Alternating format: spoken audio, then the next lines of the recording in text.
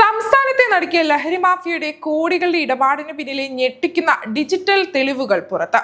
ആയിരങ്ങളും രണ്ടായിരങ്ങളുമായി പിരിഞ്ഞു വന്ന പണം നൂറുകണക്കിന് വ്യത്യസ്ത ബാങ്ക് അക്കൗണ്ടുകളിലേക്കാണ് ഒഴുകിയത്. പോലീസ് പരിശോധനയിൽ കഴിഞ്ഞ 6 മാസത്തിനിടെ മാത്രം നടന്നത് 2 കോടിയോളം രൂപയുടെ ഡിജിറ്റൽ ഇടപാടാണെന്ന് വ്യക്തമായി.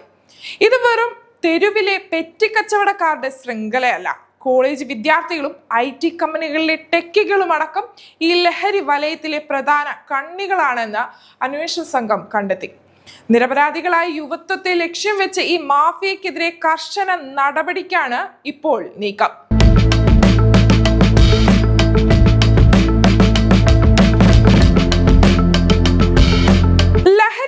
ആവശ്യമുള്ള ഉപഭോക്താക്കൾ 1000, 2000 എന്നിങ്ങനെ ചെറുതുകകളായി നിരവധി തവണയായി നടത്തിയത് നൂറുകണക്കിന് പണമിടപാടുകൾ. വടകരയിൽ അധ്യാപികമാർ ഉൾപ്പെടെ പിടിയിലായ MDMA പണമിടപാട് കേസിന് പിന്നിൽ ലഹരി ഉപഭോക്താക്കളായ നിരവധി പേർ അടങ്ങുന്ന കൂറ്റൻ ശൃംഖല തന്നെയുണ്ടെന്നാണ് പോലീസിന് ലഭിക്കുന്ന ഞെട്ടിക്കുന്ന വിവരം. ലഹരി വിൽപ്പനയുടെ കാരിയർമാരാക്കി മാറ്റി യഥാർത്ഥ സൂത്രധാരന്മാർ കാണാമറയത്ത് തുടരുന്ന രീതിയാണ് ഇവിടെ നടന്നിട്ടുള്ളത്. കേസിൽ ആഴത്തിലുള്ള അന്വേഷണം നടന്നാൽ മാത്രമേ ലഹരി മാഫിയയുടെ മുഴുവൻ പ്രതികളെയും നിയമത്തിന് മുന്നിൽ എത്തിക്കാൻ കഴിയൂ എന്ന വിലയിരുത്തലിലാണ് അന്വേഷണ സംഘം. കേസിലെ പ്രതികളുടെ ബാങ്ക് അക്കൗണ്ടുകൾ പരിശോധിച്ച പോലീസിന് ഞെട്ടിക്കുന്ന കണക്കുകളാണ് ലഭിച്ചിട്ടുള്ളത്. വെറും 6 മാസത്തിനിടെ പ്രതികളുടെ ബാങ്ക് അക്കൗണ്ടുകളിലൂടെ 2 കോടിയോളം രൂപയുടെ സാമ്പത്തിക ഇടപാടുകളാണ് നടന്നിട്ടുള്ളത്. ലഹരി വാങ്ങുന്നതിനായി വിവിധ ഭാഗങ്ങളിൽ നിന്നുള്ള ആളുകൾ QR കോഡ് വഴിയും UPI വഴിയും കൈമാറിയ പണമാണിതെന്ന് പോലീസ് സ്ഥിരീകരിച്ചിട്ടുണ്ട്. കണ്ണൂർ DIG കാർത്തിക്കിന്റെ നേതൃത്വത്തിലാണ് അന്വേഷണം. റൂറൽ SP മെറിൻ ജോസഫാണ് ഈ ലഹരി മാഫിയയിലെ നിർണായക കണ്ടെത്തലുകളിലേക്ക് അന്വേഷണത്തെ എത്തിച്ചത്. കേസിൽ പിടിയിലായി നിലവിൽ റിമാൻഡിൽ കഴിയുന്ന പേരാമ്പ്ര BRDCയിലെ സ്പെഷ്യലിസ്റ്റ് അധ്യാപികമാരായ Keerthana, Kavya, trainer Nishma, delivery boy Jijin Kuriakose എന്നിവരെ കസ്റ്റഡിയിൽ വാങ്ങി ഒരുമിച്ചിരുത്തി ചോദ്യം ചെയ്യാനാണ് പോലീസിന്റെ തീരുമാനം. ഇതിനായി വടകര പോലീസ് കോടതിയിൽ ഉടൻ കസ്റ്റഡി അപേക്ഷ സമർപ്പിക്കും. പ്രതികളുടെ അക്കൗണ്ടുകളിലേക്ക് ഒഴുകിയെത്തിയ പണം എങ്ങോട്ടേക്കാണ് പോയതെന്ന് വ്യക്തമായ തെളിവ് ശേഖരിക്കാനാണ് ഈ ചോദ്യം ചെയ്യൽ. പ്രതികളായ അധ്യാപികമാർ മൂവരും ഉറ്റ സുഹൃത്തുക്കളാണ്. പ്രതിയായ നീഷ്മയുടെ വീട്ടിൽ പലതവണയായി 3 പേരെയും ഒരുമിച്ച് കണ്ടതായി നാട്ടുകാരും മൊഴി നൽകിയിട്ടുണ്ട്. കേവലം അധ്യാപനം എന്ന ജോലിക്ക് അപ്പുറത്തേക്ക് ലഹരി ശൃംഖലയിലെ പ്രധാന ഏജന്റുമാരായി ഇവർ എങ്ങനെ മാറി എന്നത് സംബന്ധിച്ച് വിശദമായ അന്വേഷണമാണ് നടക്കുന്നത്. ലക്ഷക്കണക്കിന് രൂപയുടെ ഇടപാടുകളാണ് ഇവരുടെ വ്യക്തിഗത അക്കൗണ്ടുകൾ വഴി മാത്രം നടന്നിട്ടുള്ളത്. കേസിലെ മറ്റു പ്രതിയായ ജിജിൻ കുര്യാക്കോസിന്റെ അക്കൗണ്ടിലൂടെ മാത്രം 6 മാസത്തിനിടെ 1 കോടിയിൽ പരം രൂപയുടെ ഇടപാടുകൾ നടന്നിട്ടുണ്ടെന്ന് പോലീസ് കണ്ടെത്തി. ലഹരി ഉപഭോക്താക്കളിൽ നിന്ന് ജിജിന്റെ അക്കൗണ്ടിലേക്ക് എത്തിയ ഈ ഭീമമായ തുക പിന്നീട് ലഹരിക്കടത്തിന്റെ യഥാർത്ഥ തലച്ചോറായി പ്രവർത്തിക്കുന്ന പ്രധാന വ്യക്തിയുടെ അക്കൗണ്ടിലേക്ക് കൈമാറിയതായാണ് സൂചന. പ്രധാന പ്രതിയെക്കുറിച്ചുള്ള സുപ്രധാന വിവരങ്ങൾ പോലീസിന് ഇതിനോടകം ലഭിച്ചിട്ടുണ്ട്. അറസ്റ്റിലായ അധ്യാപികമാരുടെ ബാങ്ക് അക്കൗണ്ടുകൾ വഴിയും 50 ലക്ഷത്തിൽ പരം രൂപയുടെ വിനിമയം നടത്തിയിട്ടുണ്ടെന്ന് കണ്ടെത്തിയിട്ടുണ്ട്. ലഹരി മരുന്ന് സംഘങ്ങൾക്ക് വേണ്ടി പണം വെളുപ്പിക്കാനും ഏജന്റുമാർക്ക് പണം കൈമാറാനും അധ്യാപികമാർ തങ്ങളുടെ അക്കൗണ്ടുകൾ വിട്ടു നൽകുകയായിരുന്നു എന്നാണ് കരുതപ്പെടുന്നത്. പണത്തിന്റെ സ്രോതസ്സും അതിനായി നൽകിയ MDMAയുടെ അളവും കണ്ടെത്താൻ ബാങ്ക് സ്റ്റേറ്റ്മെന്റുകൾ വിശദമായി പരിശോധിക്കുകയാണ്. ചെറിയ തുകകളായി നടന്നിട്ടുള്ള നൂറുകണക്കിന് ഇടപാടുകൾ വ്യക്തമാക്കുന്നത് ഈ ശൃംഖല സമൂഹത്തിന്റെ താഴെത്തട്ടിലേക്ക് വരെ പടർന്നു പിടിച്ചിരിക്കുന്നുണ്ട് എന്നുള്ളതാണ്. കോളേജ് വിദ്യാർത്ഥികൾ, ചെറുപ്പക്കാർ, IT ജീവനക്കാർ എന്നിവരാണ് ഇത്തരത്തിൽ 1000, 2000 രൂപ നിരക്കിൽ പണം അയച്ചിട്ടുള്ളതെന്നാണ് നിഗമനം. ഈ അക്കൗണ്ട് ഉടമകളെ കേന്ദ്രീകരിച്ചും വരും ദിവസങ്ങളിൽ അന്വേഷണം വ്യാപിപ്പിക്കും. സാധാരണ ലഹരി കേസുകളിൽ കാരിയർമാരും ചെറിയ ഏജന്റുമാരും മാത്രമാണ് പോലീസിന്റെ വലയിലാകാറുള്ളത്. എന്നാൽ ഇവിടെ ഉപഭോക്താക്കളെ തന്നെ ലഹരി വിൽപ്പനയിലെ കണ്ണികളാക്കി മാറ്റുന്ന തന്ത്രമാണ് യഥാർത്ഥ പ്രതികൾ പയറ്റിയിരിക്കുന്നത്.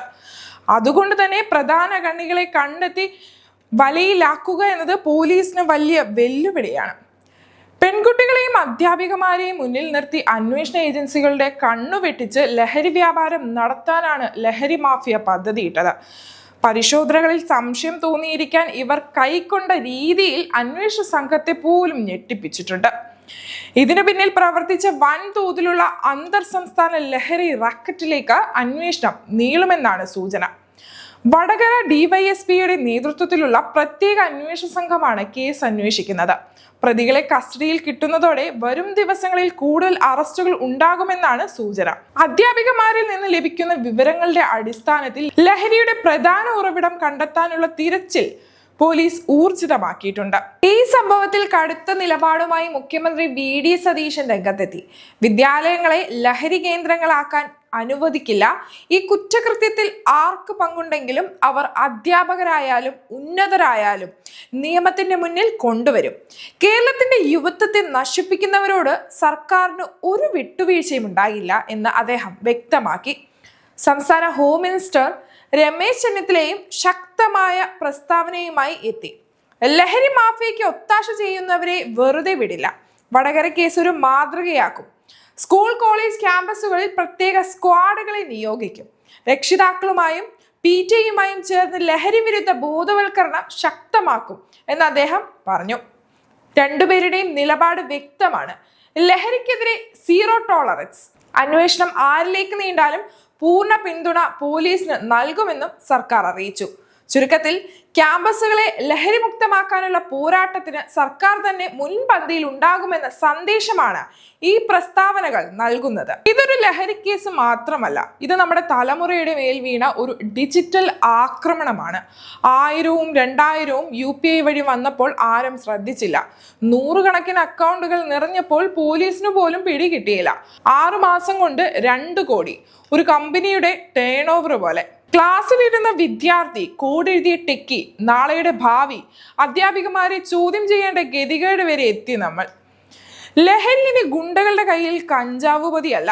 സ്കൂൾ ഗേറ്റിന് പുറത്ത് അല്ല ഇത്. കോളേജ് വാട്സപ്പ് ഗ്രൂപ്പിലാണ് ഇപ്പോൾ ഡീല്. രണ്ടും കൽപ്പിച്ച് ഇറങ്ങിയവർക്ക് ജയിൽ കിട്ടിയേക്കാം. പക്ഷെ പിടിച്ചാൽ 10 പേർ, ബാക്കി 1000 പേർ ഫോൺ മാറ്റി അടുത്ത ഡീല് തുടങ്ങും. ഇനിയും നമ്മൾ ഉറങ്ങിയാൽ ഈ 2 കോടി 20 കോടിയാകും. പോലീസിന് ഒറ്റയ്ക്ക് യുദ്ധം ജയിക്കാൻ പറ്റില്ല. വീട്ടിൽ നിന്ന് തുടങ്ങണം, സ്കൂളിൽ നിന്ന് തുടങ്ങണം. അല്ലെങ്കിൽ അടുത്ത റാങ്ക് ലിസ്റ്റിൽ പേര് വരേണ്ട കുട്ടിയുടെ പേര് FIR-ലായിരിക്കും. ഓർക്കണം, നഷ്ടമാകുന്നത് പണമല്ല, ഒരു തലമുറയാണ്. ചുരുക്കത്തിൽ ലഹരി ഇനി ഇടവഴികളിലെ മാത്രം പ്രശ്നമല്ല. ക്ലാസ് മുറികളിലേക്കും ഓഫീസുകളിലേക്കും UPI ഇടപാടിലൂടെ നിശബ്ദമായി ഇറങ്ങിയ ഒരു കോടിയുടെ വ്യവസായമായി അത് വളർന്നിരിക്കുന്നു. ഈ കേസ് നമ്മുടെ സമൂഹം നേരിടുന്ന ഏറ്റവും വലിയ വെല്ലുവിളികളിൽ ഒന്നിന്റെ മുഖമാണ് കാണിക്കുന്നത്. ഡിജിറ്റൽ തെളിവുകൾ കൃത്യമായി ശേഖരിച്ച് ശൃംഖലയുടെ മുഴുവൻ കണ്ണുകളും പൊളിച്ചില്ലെങ്കിൽ ഈ രണ്ടും കൽപ്പിച്ച മാഫിയ വീണ്ടും പുതിയ മുഖങ്ങളായി തിരിച്ചു വരും. കുടുംബങ്ങളും വിദ്യാലയങ്ങളും നിയമപാലകരും ഒരുമിച്ചാൽ മാത്രമേ നമ്മുടെ അടുത്ത തലമുറയെ ഈ ലഹരി വലയത്തിൽ നിന്ന് രക്ഷിക്കാൻ പറ്റൂ. അല്ലാത്ത പക്ഷം നഷ്ടമാകുന്നത് കോടികളല്ല, നമ്മുടെ കുട്ടികളുടെ ഭാവിയാണ്.